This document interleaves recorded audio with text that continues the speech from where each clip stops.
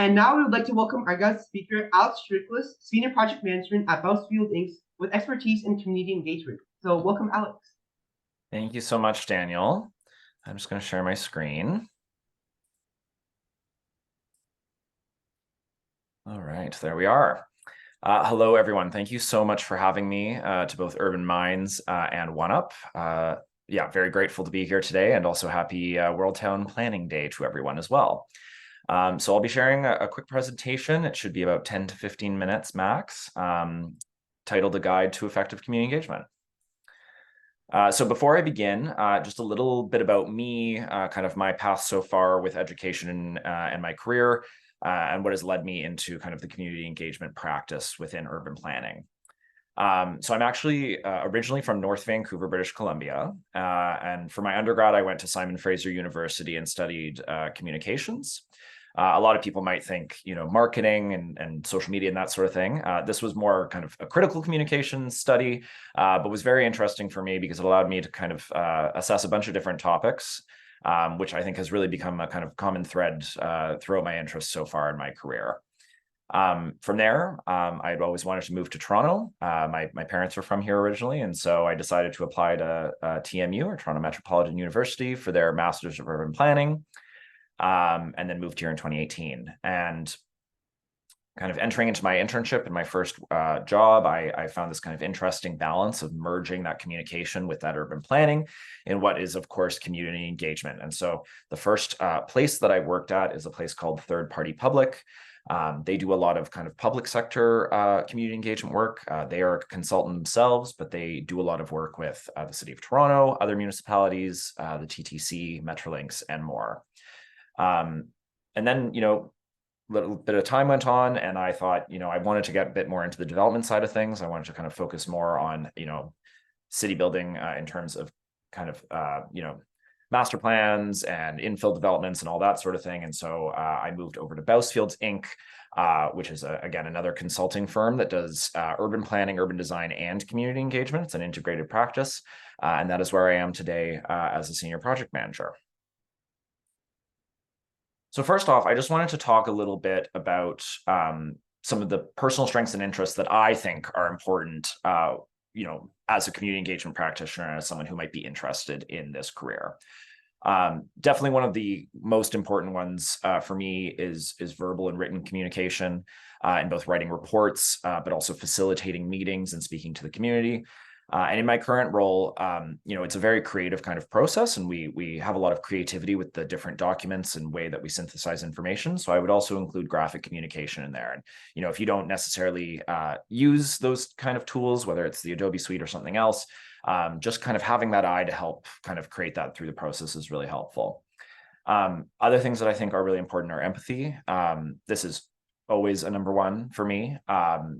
Working with a wide variety of people from different backgrounds and circumstances, and being able to kind of put yourself in their shoes is really important. Having foresight, trying to, look ahead and try and understand what might come up through your engagement session in terms of challenges or problems, as well as adaptability. I'll get to this later in the presentation, but it's not a one-size-fits-all solution when you create an engagement plan. And so being able to pivot as needed is really important. And then problem solving. As a community engagement practitioner, you're trying to build some form of consensus, and trying to kind of, get answers where you can. In terms of kind of interests, if this, sounds interesting to you as a career, these are some of the things that kind of, from my background, really helped when I was coming into this field. Project management, of course, this is kind of a core function of my daily life, managing projects.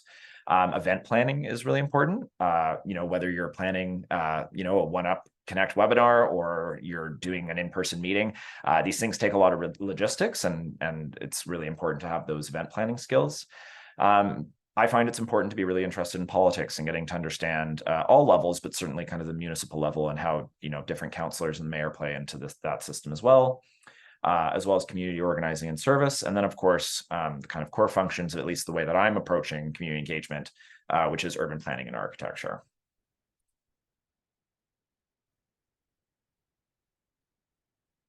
Sorry. So, setting the stage, what are kind of the first things that you should think about when thinking about community engagement? A huge thing is knowing the project. For me, that is often, an infill development site. So a developer is creating, a new condo building or new apartment building. For some of you folks, that might include your design build project that you're doing with your chapter. But just, here are some kind of just core functions to really think about when setting that background and doing that research. So what is the site? It's important to know the surrounding context, whether that's, the neighborhood, or in your case, maybe something to do with the school. Consider all the neighborhood amenities and infrastructure. So in my work, that's often thinking about, are there public schools around? Is there good access to transit? What are kind of some of the sticking points with that? And then, of course, the proposal details themselves. Another key important thing is understanding the parameters or the barriers to communicate or to community engagement. So what geographic area are you engaging in? Is it broad or specific to a certain group? Are you working for a client like me? Or again, maybe this is something that you're doing as a project, and those goals and perspectives might differ depending on, who you're doing it for. What are the physical accessibility considerations? If you're doing something in person, is it wheelchair accessible? Maybe you're working in a community where the primary language spoken isn't English. Is there anything there? Do you have to translate materials? What are the technology considerations? I think most people on the call here are certainly, digital natives, as they're called. But if you're working maybe in parts of the city where there isn't as good of an access to the internet, or maybe you're working with an elderly population that doesn't know how to use the technology, what are you doing to make sure that they feel included? How long is the engagement period? When will it start? And then lastly, is there a certain demographic you're trying to reach? And maybe, and again, in the sense of the design builds, is it other teens in Toronto or just your school? So once you kind of know all that, you can get to know your audience. And there's kind of different categories of research that I would consider when putting together, an engagement plan. A big thing for me is kind of gathering that qualitative data, having informal discussions, whether that's with city staff, peers in the industry, my boss, or other people that are related to the project.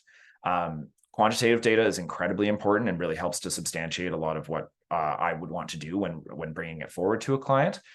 We often use census data or different things like that to gather that demographics, and again, really helping to understand about age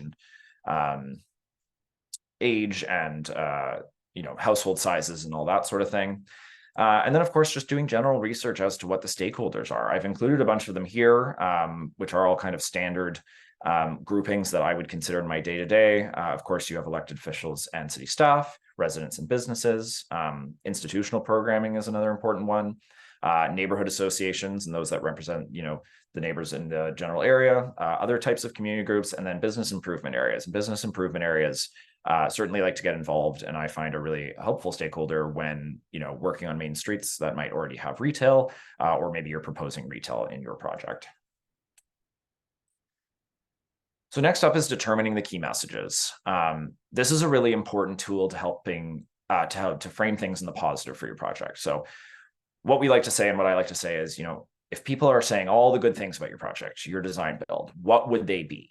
And just categorizing out what that is exactly. I think it's important, regardless of the type of work that you're doing with community engagement, to build that public awareness and excitement.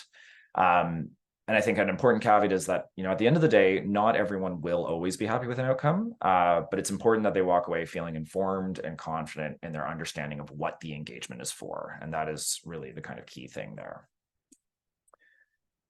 Next is theorizing the questions. It can be really helpful to prepare in advance by trying to understand and think ahead as to what those kind of sticky, quote unquote, issues are. And developing a frequently asked question document around what you think based on those assumptions. So again, community engagement can be challenging, and sometimes change, especially in the industry of development and urban planning, can be challenging for people to kind of wrap their head around. And so coming up with a list of questions, maybe it's around traffic, or maybe it's around the height of the proposal, and trying to come up with answers in advance can be really helpful to understanding those challenges and also the positives. And again, I want to reiterate that, you won't always know what people are going to say. We're all complex human beings at the end of the day. So now you've done all this research, you've thought all these different things, you've set out your key messages, and now you're ready to sit down and create a stakeholder engagement plan. This is something that I think, a lot of firms do across the industry. It might be called different things, but at Bousfields Inc, we call it a stakeholder engagement plan. And the primary purpose of this document is to guide the internal discussions with our clients about community engagement. It really sets out and determines the project narrative about what you want to have. Again, the key message is really playing into that, and establishes those engagement tools and the implementation that will follow. And lastly, I will say that it forms the basis of the reporting back that you may do at the end of the engagement period. So implementing the tools part 1, which is the tools themselves. I've lifted out a bunch here, all of which are things that I would consider when creating a specific community engagement plan. Again, it's not a one size fits all. Not all of these will always work for your purposes, but I just wanted to include a bunch here to kind of get you thinking, especially as you're working towards your design builds and sharing that with your community and your peers at your school. So you have an online community meeting, which is a similar format to this, would be done over maybe Zoom or WebEx. You have a traditional town hall or drop-in open house style, working groups, walking tours, design charrettes, which can be really helpful if you're talking about architecture or looking to get more kind of creative feedback. And then there's digital engagement, which can include surveys. Project websites are a huge one for us, which we'd consider more of a passive form of engagement, where people are going to a site to learn more and not necessarily actively providing feedback. And then, of course, social media is also very helpful. And then the technique. So again, part of this, as I mentioned, is not about assuming that all tools will work for all groups. Think critically about how you want to deliver your community engagement and what are the best ways depending on your audience. Other considerations that I think are really important when considering those tools are, the dates and times of events. They can certainly matter a lot. So, factoring in religious holidays, meal times, maybe someone has young children, prayer time, again, minding children and more. And as I said before, accessing technology can be a barrier for some households or for elderly individuals. And so that's another important piece if they are a key stakeholder in this process. So now we turn it over to you. How can you consider applying the tools and techniques to your design build if you're someone that's working on this? So Angela and Ryan had kind of prompted me with this, and so I thought of kind of two kind of key stakeholders that would be important to this process as you're doing your design build. The first is your school principal, and the second is kind of your peers and the other students. So when thinking about the principal, I would imagine that one of their kind of critical interests would be, how will this project benefit the school and the community? Some tools that you might consider implementing would be maybe a one-on-one meeting with the principal, or if you'd feel more support and confidence with having a small group, you could maybe even ask some teachers that have already given their support to you, and you could have kind of a working group session with them.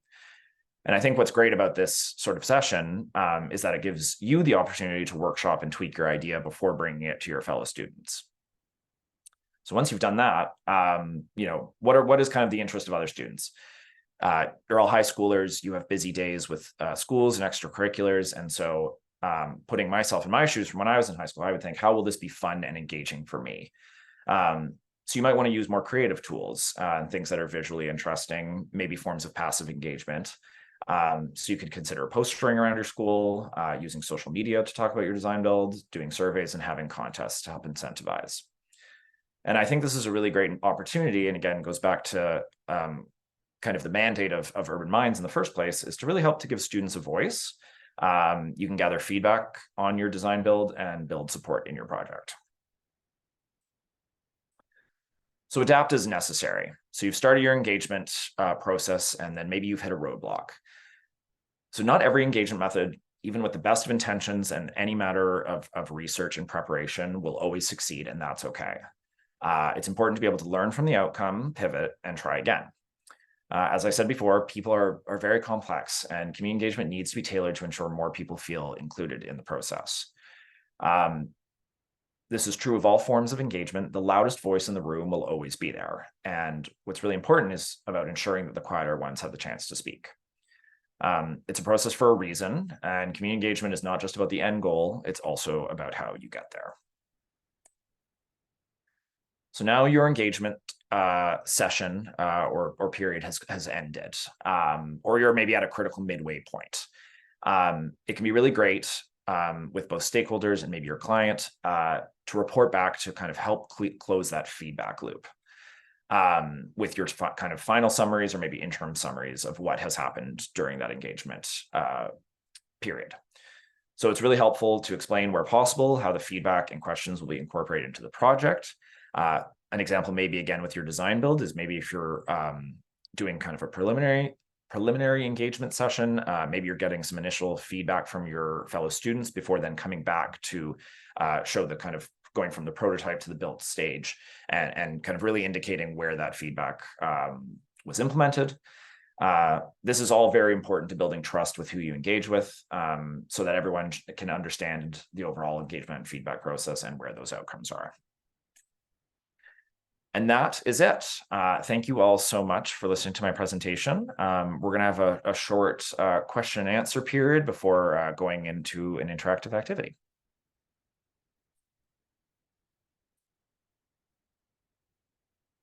And feel free to, put something in the chat or unmute your mic. I'm happy to answer any and all questions about community engagement.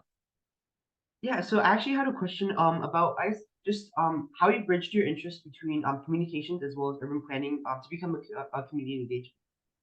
Yeah, that is a great question. In some ways, I kind of fell into it kind of naturally, like it kind of just happened. I didn't really so much realize it at the time, but I think coming from my kind of critical communications background, I'd always had an interest in research topics and working on having strong writing skills. And so all of that kind of really helped to feed into this field because in community engagement, and again, I'm using the example of working in urban planning, I am often taking very complex legislation or policies or plans and helping to distill that information so that it is readily available to the public in an accessible way. And so I've always been very interested in the way that things in general get communicated. And so really understanding the communication of urban planning has just been something that's been very fascinating to me and has, becomes a kind of a core focus of my work. Yeah, for sure. That's really interesting.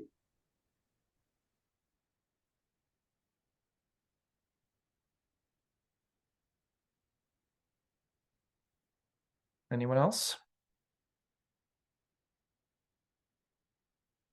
Actually, I had another question. So, I just like in general, since I know you mentioned that you live in Vancouver as well as Toronto. So just I guess as a whole, have you noticed any differences between the way the cities are built, or do you prefer one over the other? That is a great question. I get asked that all the time. It's funny. I don't really have a preference. I feel really grateful to have grown up there. I don't know if anyone here has been before. It's of course a very beautiful city, and so I really love to get to go back and visit.